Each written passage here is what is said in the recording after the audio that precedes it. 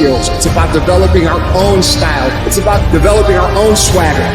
It's about developing our own selves. And what mountains could we move, I think? What gridlock could we eradicate if we were to join forces and work together in service of something greater than ourselves? You know, my deepest satisfaction and my biggest rewards have come from exactly that. Pick a problem, any problem, and do something about it, because to somebody who's hurting, something is everything.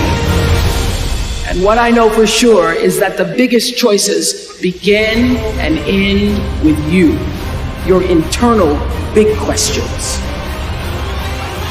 Who do I want to be in the world?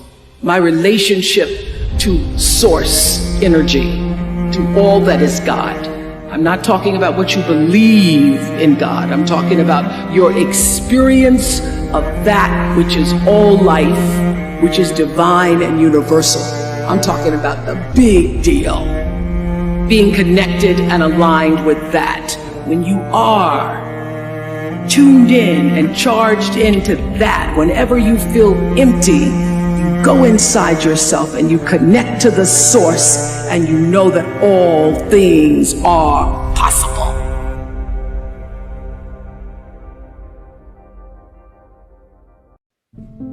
Your life doesn't have meaning without aspiration or an aim. Okay, so you need a hierarchy of values. There's got to be something at the top. It's got to be something important. If you don't have that, your life doesn't have any meaning. So if you criticize the hierarchy, or even the idea of hierarchy, you destroy the idea of aspiration, and then people have nothing. Well, that's not helpful. People are built for a struggle, and they're built for a weight, and you want to take on a heavy burden voluntarily. See if you can put yourself together.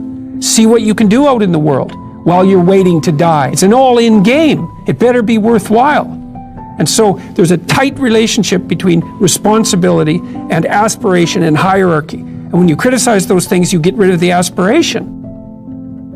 We are thrown challenges, and that in some sense those are best construed as tests of our ethical ability. So what Jung thought, his idea was something like this, that at the beginning of time, people were unconscious, and that consciousness emerged with all of its catastrophes, consciousness of death, for example. And one way out of the burden of consciousness was to return to unconsciousness. You can do that with alcohol. You can do that by being dependent. You can do that by failing to grow up. You refuse the burden of consciousness by becoming unconscious again. But there's another way forward, which is to become even more conscious. So the idea would be a little bit of consciousness is like an illness, but if you can expand that consciousness upwards enough, then it starts to become something that is its own cure. And that partly what your goal is while you suffer through life is to heighten your consciousness to the point where everything gets integrated enough so that that's proper medication for the disease of self-consciousness.